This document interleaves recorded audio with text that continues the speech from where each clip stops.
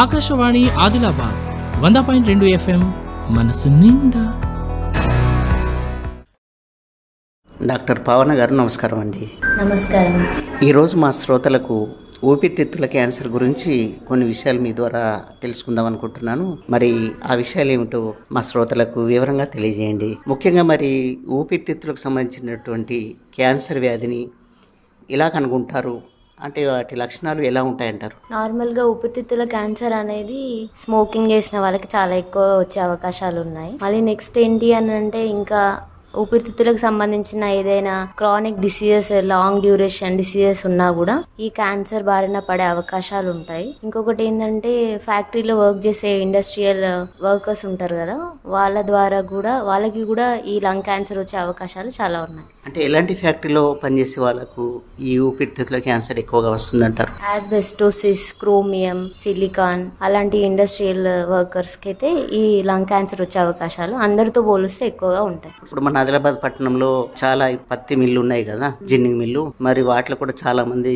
కార్మికులు పనిచేస్తుంటారు. మరి వాళ్ళకు కూడా ఇలాంటి జబ్బులు వస్తాయంటారు? వచ్చే అవకాశాలు అయితే ఉంటాయి. ఎందుకంటే నార్మల్ గా ఎయిర్ పొల్యూషన్ వల్లనే లంగ్ క్యాన్సర్ వచ్చే అవకాశాలు ఉన్నాయి. ఇండస్ట్రియల్ వర్కర్స్ కి నార్మల్ గా 10% వరకు లంగ్ క్యాన్సర్ వచ్చే అవకాశాలు అయితే ఉంటాయి. మరి ఎలా గుర్తిస్తానంటారు? నార్మల్ గా వాళ్ళకి సిమ్టమ్స్ ఏమేమి ఉంటాయి అని అంటే నార్మల్ గా దగ్గు, విపరీతమైన దగ్గు ఉంటుంది. దగ్గుతో పాటు దాంట్లో వాళ్ళకి రక్తం వచ్చే అవకాశాలు ఉంటాయి. శ్వాస తీసుకోవడానికి కూడా ఇబ్బందికరంగా ఉంటది. చెస్ట్ పెయిన్ వస్తుంది. ఇంకా నార్మల్ గా వీళ్ళు ఏమనుకుంటారు అని అంటే ఈ స్ఫూటంలో బ్లడ్ వస్తూ ఉంటది కదా, దాన్ని వాళ్ళు టీబీ అనుకునే అవకాశాలు కూడా ఎక్కువ ఉంటాయి. కాబట్టి ఇక్కడ మిస్ డయాగ్నోసిస్ అయ్యే అవకాశాలు కూడా ఉంటాయి. కాబట్టి లంగ్ క్యాన్సర్ ఉన్న వాళ్ళకి స్ఫూటంలో తెమడ లోపల రక్తం వచ్చే అవకాశాలు ఉంటున్నప్పుడు ఏం చేయాలి అని అంటే ఫస్ట్ ఎర్లీగా డయాగ్నోసిస్ చేసుకుంటే అది టీబీయా లేకపోతే లంగ్ క్యాన్సరా అనేది మనం ముందే డయాగ్నోసిస్ చేసుకునే అవకాశాలు ఉంటాయి. ఎలాంటి టెస్టులు ఉంటాయి మరి? ఇవన్నీ అందుబాటులో ఉన్నాయంటారు ఆదిలాబాద్ లో నార్మల్ గా ప్రజెంట్ అయితే లంగ్ క్యాన్సర్ డయాగ్నోసిస్ చేయడానికి ఫస్ట్ అయితే మనం సిటీ స్కాన్ ఇస్తాము, చెస్ట్ ఎక్స్రే. ఈ రెండు అయితే ఆదిలాబాద్ లో అవైలబుల్ గా ఉన్నాయి రిమ్స్ హాస్పిటల్లో. సో దాని ద్వారా మనము ఆ డయాగ్నోసిస్ అది టీబీయా లేకపోతే లంగ్ క్యాన్సరా అదర్ డిసీజెసా అనేది మనము డయాగ్నోసిస్ చేయొచ్చు. మరి అలాగే ఊపిరితిత్తుల క్యాన్సర్ యొక్క ఇంటర్వెన్షనల్ బ్రాంకోస్కోపీ ఎలా నిర్వహిస్తారు? ఇంటర్వెన్షనల్ బ్రాంకోస్కోపీ అంటే అది సిటీ స్కాన్ ద్వారా అది జరుపుతారు, కానీ అది మన ఆదిలాబాద్ లో అయితే లేదు. నార్మల్ గా లంగ్ క్యాన్సర్ అనేది స్మాల్ సెల్ కార్సినోమా అని ఉంటుంది, నాన్ స్మాల్ సెల్ కార్సినోమా ఉంటుంది. వాటికి డిఫరెన్సియేషన్ తెలుసుకోవడం కోసము మనము ఈ డయాగ్నోస్టిక్ టెస్ట్లన్నీ చేస్తూ ఉంటాము. సిటీ స్కాన్ త్రూ మనం చేయాలి లంగ్ క్యాన్సర్ గురించి డయాగ్నోసిస్ బ్రాంకోస్కోపీ ద్వారా. అలాంటి పరిస్థితులు ఉన్నప్పుడు మరి ఈ టెస్ట్లు ఎక్కడ నిర్వహిస్తారు మన తెలంగాణ రాష్ట్రంలో? ఇప్పుడు మన హైదరాబాద్ లో అయితే ఇలాంటి స్కానింగ్లు అన్ని అవైలబుల్ గా ఉన్నాయి. ప్రస్తుతానికైతే అక్కడే అవైలబుల్ గా ఉన్నవి. మన ఆదిలాబాద్ లో ఇలాంటి అవకాశం అయితే లేదు. మరి అలాగే ఊపిరితిత్తుల క్యాన్సర్ యొక్క దశలు ఏమిటి, ఎలా తెలుసుకోవాలంటారు? నార్మల్ గా లంగ్ క్యాన్సర్ స్టేజెస్ అనేది వాళ్ళు పేషెంట్ వచ్చే కండిషన్ బట్టి మనం తెలుసుకోగలుగుతాం. ఆ స్టేజెస్ తెలవాలి అంటే మనకు పెట్ స్కాన్ అని ఒక స్కాన్ ఉంటది. పెట్ స్కాన్ అంటే పాజిట్రాన్ ఎమిషన్ టోమోగ్రఫీ అనే స్కాన్. దాని ద్వారా లంగ్ క్యాన్సర్ అనేది ఏ స్టేజ్ లో ఉంది అనేది మనం తెలుసుకోవచ్చు. ఇంకా నెక్స్ట్ థింగ్ ఏంటంటే బయోప్సీ ద్వారా కూడా మనం లంగ్ క్యాన్సర్ ని డయాగ్నోసిస్ చేయొచ్చు. ఆ స్టేజెస్ కూడా మనం తెలుసుకోవచ్చు. రోగి ఎలాంటి జాగ్రత్తలు తీసుకోవాలంటారు? అంటే ఇలా క్యాన్సర్ వచ్చిందని తెలిసిన తర్వాత ఏ విధంగా ఉండాలంటారు? నార్మల్ గా లంగ్ క్యాన్సర్ మెయిన్ కాజ్ అయితే స్మోకింగ్ వల్ల వస్తుంది. నెక్స్ట్ థింగ్ ఏంటి అని అంటే వాళ్ళు తినే హ్యాబిట్స్ చేంజ్ చేసుకోవాలి. ఒకవేళ ఆల్కహాల్ ఉంటే అది క్విట్ చేసుకోవాలి. నెక్స్ట్ ఆకుకూరలు ఎక్కువగా తీసుకోవాలి. మసాలా ఫుడ్స్ ఇవన్నీ ఆయిల్ ఫుడ్స్ అనేవి అవాయిడ్ చేయాలి. మళ్ళీ ఎయిర్ బయటకు వెళ్తున్నప్పుడు వస్తున్నప్పుడు కూడా వాళ్ళు మాస్క్ ధరించాలి. తప్పకుండా మాస్క్ ధరించాలి. ఈ లంగ్ క్యాన్సర్ ఉన్న వాళ్ళు నార్మల్ గా ఒక స్టేజెస్ ని బట్టి వాళ్ళకి ట్రీట్మెంట్ అనేది జరుగుతుంది. మెయిన్ గా ఏంటి అని అంటే 3 దశలలో వాళ్ళకి ట్రీట్మెంట్ ఇస్తారు. ఒకటేంటి అని అంటే సర్జరీ చేస్తారు, ఇంకొకటి రేడియోథెరపీ, కీమోథెరపీస్ లాగా ఉంటాయి. నెక్స్ట్ టార్గెట్ థెరపీ కూడా ఉంటుంది. టార్గెట్ థెరపీ ఏంటి అని అంటే వాళ్ళకి క్యాన్సర్ అనేది ఒక కాజ్ లాగా కాకుండా ఏదైనా లంగ్ డిసీజెస్, టీబీ కానీ లేకపోతే క్రానిక్ ఇన్ఫ్లమేటరీ డిసీజెస్ ఉన్న లంగ్ మొత్తము ఫైబ్రోసిస్ అయిపోయినప్పుడు కానీ అలాంటి డిసీజెస్ ద్వారా కూడా లంగ్ క్యాన్సర్ వచ్చే అవకాశాలు ఉంటాయి అన్నమాట. సో అలాంటి వాటిలో మనం ఏం చేస్తాము అని అంటే ఓరల్ గా టాబ్లెట్స్ అనేవి అందుబాటులో ఉంటాయి. ఒకవేళ నోడ్యూల్ లాగా ఒకవేళ లంగ్ లోపలనే ఒకవేళ క్యాన్సర్ అనేది ఉండుంటే వాళ్ళకి పక్కా సర్జరీ అనేది ట్రీట్మెంట్. సర్జరీ మాత్రమే ఒక సరైనటువంటి చికిత్స అంటారు. మరి ఇమేజింగ్ పరీక్షలు ఎలా ఉంటాయి అంటారు? ఇమేజింగ్ పరీక్షలు అని అంటే ఫస్ట్ మెయిన్గా చెస్ట్ ఎక్స్రే, తర్వాత సిటీ స్కాన్ త్రూ చేస్తారు, బ్రాంకోస్కోపీ, థొరాకోస్కోపీ అనేవి ఇవన్నీ ఇన్వెస్టిగేషన్స్ అన్నమాట. వీటి ద్వారా మనం లంగ్ క్యాన్సర్ గురించి తెలుసుకోవచ్చు. మరి అలాగే కఫం సైటాలజీ, కణజాల నమూనా బయోప్సీ ఉంది కదా, మరి ఇది ఎప్పుడు చేస్తారంటారు? వాళ్ళ యొక్క కండిషన్ని బట్టి బయోప్సీ ఈ సైటాలజీ అనేది నిర్వహిస్తారు. అంటే కండిషన్ ఎలా ఉన్నప్పుడు చేస్తారు? మొత్తం వాళ్ళకి బ్రీతింగ్ ప్రాబ్లం ఉంటుంది, నెక్స్ట్ సివియర్ స్టెమడాలో బ్లడ్ వచ్చే అవకాశం ఉంటుంది, వెయిట్ లాస్ అయిపోతారు, నీరసం అయిపోతారు. సో వాళ్ళ యొక్క పరిస్థితిని బట్టి చెస్ట్ ఎక్స్రే త్రూ మనకి ఒక ఐడియా వస్తుంది, లోపల లంగ్ ఎలా ఉంది అనేది మనకి అవగాహన వచ్చిన తర్వాత అది ఎక్కడ ఉంది, ఏ సైట్లో ఉంది, దాన్ని బట్టి బయోప్సీ అనేది నిర్వహించడం జరుగుతుంది. దాన్ని బట్టి మనం చెప్పొచ్చు. మరి బయోప్సీ నమూనాలు అంటే వీటిని ఎక్కడికి తీసుకెళ్తారు? ల్యాబ్కు? పాథాలజీ ల్యాబ్ ఉంటుంది, ఆ పాథాలజీ వాళ్ళు నెక్స్ట్ ఆంకాలజీ వాళ్ళ ద్వారా మనము ఈ బయోప్సీ రిపోర్ట్ అనేది మనకు వస్తుంది. అంటే ఇక్కడ ఆదిలాబాద్లో జరుగుతాయి అంటారు ఇవన్నీ ల్యాబ్లు?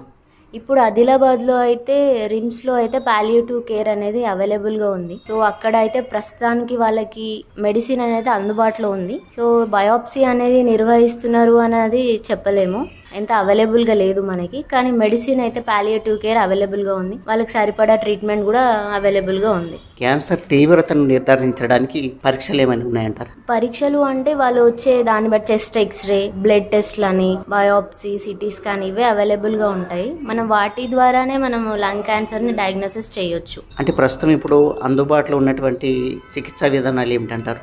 ప్రస్తుతానికి అందుబాటులో ఉన్న చికిత్స ఏంటి అని అంటే మూడే. ఫస్ట్ థింగ్ మెయిన్గా సర్జరీ. ఒకవేళ ఊపిరితిత్తుల లోపలనే గడ్డ అనేది ఉంటే వాళ్ళకి పక్కా సర్జరీయే చేస్తారు. మిగతా ఒకవేళ లంగ్లో కాకుండా మిగతా ఇతర అవయవాలకి ఒకవేళ అది వ్యాప్తి చెందితే దానికి సరిపడా రేడియోథెరపీ, కీమోథెరపీ లాంటివి చేస్తారు. ఏదైనా లంగ్ డిసీజ్ వల్ల వస్తే మాత్రం మెడికేషన్స్ అనేవి మందులు వాడాల్సి మాత్రం ఉంటుంది. మరి టార్గెటెడ్ డ్రగ్ థెరపీ అంటారు కదా, మరి ఇది ఎప్పుడు చేస్తారు? ఇమ్యునోథెరపీ, వీటి గురించి కూడా తెలియజేయండి. థెరపీ మాత్రం లంగ్లో ఇతర అవయవాలకి ఏమైనా సోకినప్పుడు, లేకపోతే లంగ్కి బయట లేయర్స్లో, లేకపోతే అవయవాలకి స్ప్రెడ్ అయినప్పుడు మాత్రమే ఈ థెరపీ అనేది యూజ్ అవుతుంది. మరి అలాగే ఇప్పుడు ఈ వ్యాధిన పడినటువంటి ఎవరైతే రోగులు ఉన్నారో వారికి ఆహారపు అలవాట్లు ఎలా ఉండాలంటారు? వారు ఎటువంటి ఆహారం తీసుకోవాలి అనే విషయాలు తెలియజేయండి.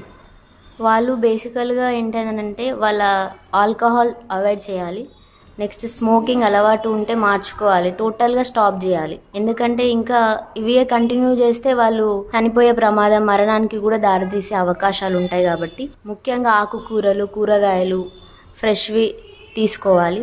Next dry fruits, protein diet, fibre diet ఎక్కువ తీసుకోవాలి. క్యారెట్స్, కాలీఫ్లవర్, లీఫీ వెజిటేబుల్స్ అనేవి తీసుకోవాలి. మరి ఆదిలాబాద్ జిల్లాలో ఇంతవరకు ఎంతమంది రోగులు ఈ వ్యాధిన పడి ఉంటారంటారు? అంటే మీకు తెలిసినంత మటుకు. నాకు తెలిసి ఒక 20 మెంబర్స్ వరకు అయితే చూసాను నేను లంగ్ క్యాన్సర్ బారిన పడిన వాళ్ళని. వాళ్ళకి ప్రస్తుతానికి అయితే పాలియేటివ్ కేర్లో అయితే ట్రీట్మెంట్ అయితే జరుగుతుంది. లంగ్ క్యాన్సర్ వస్తే పేషెంట్స్కి ఏంటి అని అంటే నాకు ఒక క్యాన్సర్ వచ్చింది అని డయాగ్నోసిస్ అయినప్పుడు నేను చనిపోతానేమో అన్న ఒక భ్రమలో ఉన్న పేషెంట్స్ ఉన్నారు. ఇప్పుడు మొత్తం ఆ క్యాన్సర్ అనే ఒక వ్యాధి భయపడతారు. ఆ క్యాన్సర్ అనే భయాన్ని ఫస్ట్ తొలగించుకోవాలి. ఎందుకంటే ప్రతి క్యాన్సర్ కి మరణమే కాదు కదా.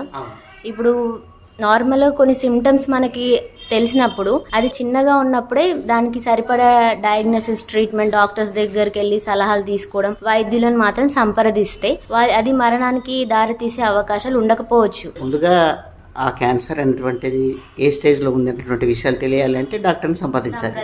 అది చిన్నగా ఉన్నప్పుడే మనం వెళ్ళి నార్మల్గా కాఫ్ రాగానే తగ్గుతుందిలే అని అజాగ్రత్త పడకుండా తగ్గిన తర్వాత చూసుకుందాంలే డీలే చేయొద్దు. మరి అలాగే ప్రజలకు మీరు ఇచ్చేటువంటి అమూల్యమైనటువంటి సూచనలు, సలహాలు ఏమైనా ఉన్నాయంటారు? నార్మల్గా ఇప్పుడు ఏంటి అని అంటే ఏదైనా లక్షణం అనేది మన బాడీలో ఉన్నప్పుడు నెగ్లెక్ట్ చేయకుండా ఫస్ట్ వైద్యులను సంప్రదించాలి.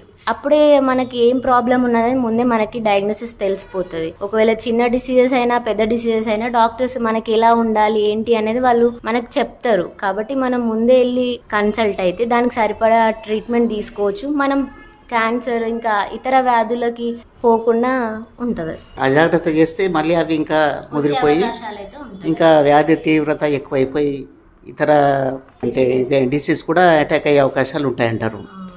నార్మల్గా ఏంటి అని అంటే ఇప్పుడు పేషెంట్స్ అందరికి నేను అందరు ప్రజలకి, ఆదిలాబాద్ ప్రజలకి ముఖ్యంగా చెప్పాలనుకుంటున్న విషయం ఏంటి అని అంటే, ఏ సిమ్టమ్ అయినా ఏదైనా వ్యాధి మనకి సోకింది అని తెలుసుకోవడం కోసం నార్మల్గా ఎవ్రీ 6 months ఒకసారి అన్ని టెస్టులు చేయించుకోవాలని నేను వీళ్ళందరికీ సలహా ఇస్తున్నాను. ముఖ్యంగా ఏంటి అని అంటే ఏదైనా నార్మల్గా కాఫ్ కానీ మనకు వారం రోజుల కంటే తగ్గకుండా ఉన్నప్పుడు అది ఏదో ఒక వ్యాధి అయి ఉంటుంది పక్క. కాబట్టి నెగ్లెక్ట్ చేయకుండా డాక్టర్ని కన్సల్ట్ అయ్యి దానికి సరిపడా ట్రీట్మెంట్ తీసుకుంటే ఇలా లంగ్ క్యాన్సర్ ఇంకా ఇతర హానికరమైన వ్యాధుల బారిన పడకుండా ఉంటారు. సో క్యాన్సర్ వస్తే చనిపోతాము అన్న భ్రమలో కాకుండా దాన్ని ముందే డయాగ్నోసిస్ చేసుకొని ఎర్లీగా డాక్టర్ దగ్గరికి వెళ్ళి ఎర్లీగా టెస్ట్లు చేయించుకుంటే వాళ్ళు మంచి బ్రతుకుతారు. వాళ్ళకు కూడా సర్వైవల్ రేట్ కూడా ఉంటది, వాళ్ళు కూడా బ్రతకగలరు, అందరు ప్రజల్లాగానే ఉండగలరు అనేది నేను చెప్పగలుగుతాను. చాలా మంది రోగులు భయపడుతుంటారు, అంటే క్యాన్సర్ అనగానే ఇది ఎట్లాగో మనం చనిపోతాము,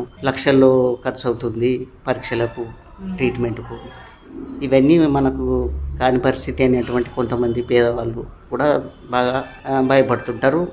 మరి ముందుకు రావడానికి, డాక్టర్ని కలవటానికి కూడా ఇబ్బంది పడుతుంటారు. ఆర్థికంగా కూడా ఎన్నో రకాలైనటువంటి ఇబ్బందులు ఉంటాయి కాబట్టి వాళ్ళు సరైనటువంటి ట్రీట్మెంట్ చేయించుకోలేకపోతారు. మరి వారికి ప్రభుత్వం తరపున అటువంటి ఉచితంగా ట్రీట్మెంట్ తీసుకునేటువంటి అవకాశాలు ఏమైనా ఉన్నాయంటారు ఇక్కడ మనకు అందుబాటులో? నార్మల్గా ఇప్పుడు మన ఆదిలాబాద్లో అయితే రిమ్స్ హాస్పిటల్ అయితే ఉంది, అక్కడ పల్మనాలజిస్ట్ అవైలబుల్గా ఉంటారు. కాబట్టి మన దగ్గర ఆర్థికంగా ఉన్నా లేకపోయినా కానీ ఇక్కడ హాస్పిటల్ అవైలబుల్గా ఉన్నప్పుడు మనం డాక్టర్ని సంప్రదిస్తే దానికి సరిపడా ట్రీట్మెంట్ డాక్టర్స్ రాయగలరు, వాళ్ళకి సలహా కూడా ఇవ్వగలరు. లంగ్ క్యాన్సర్ ఉన్న వాళ్ళు ఇంకా ఇతర క్యాన్సర్లు ఉన్న వాళ్ళకి కూడా నేను చెప్పాలనుకున్నది ఒకటే, వాళ్ళ క్యాన్సర్ రాగానే వాళ్ళకి దూరంగా ఉండడము, లేకపోతే వాళ్ళ చుట్టూ ఆ నెగిటివ్ ఆలోచనలు అనేవి ఉండకుండా వాళ్ళకు కూడా మంచి ఆలోచన, పాజిటివ్ ఆలోచన ఇచ్చి వాళ్ళ చుట్టూ ఎన్వైరన్మెంట్ ని కూడా ప్రశాంతమైన వాతావరణం ఉన్నప్పుడు కూడా మనిషి సర్వైవ్ అవుతాడు. ఒక క్యాన్సర్ అనే దాని వల్ల ఎప్పుడు మనిషి చనిపోరు, వాళ్ళ చుట్టూ ఉండే ప్రజల వల్ల కూడా వాళ్ళు ఇంకా ఎఫెక్ట్ అయ్యి ఇంకా ప్రమాదం జరిగే అవకాశాలు ఉంటాయి. కాబట్టి ప్రజలను కూడా వాళ్ళ ఫ్యామిలీ మెంబర్స్, వాళ్ళ రిలేటివ్స్ వాళ్ళందరూ మంచిగా వాళ్ళకి సపోర్ట్ చేస్తూ మంచి ట్రీట్మెంట్ ఇప్పిస్తూ ఇలా ముందుకు వెళ్తే మనం దేనైనా మనం కంట్రోల్ చేయొచ్చు. అంటే వారికి సరైనటువంటి ధైర్యాన్ని ఇవ్వాలంటారు, చికిత్స ఎలా చేయించాలి, ఏ విధమైనటువంటి రూట్లో వెళ్తే బాగుంటాయనేటువంటి విషయాలు తెలియజెప్పాలంటారు. ఊపిరితిత్తులకు సంబంధించినటువంటి క్యాన్సర్ గురించి ఎన్నో చక్కటి విషయాలు మా శ్రోతలకు తెలియజేశారండి. నమస్కారం. నమస్తే అండి. ఆకాశవాణి ఆదిలాబాద్ 100.2 FM మనస్సు నిండా.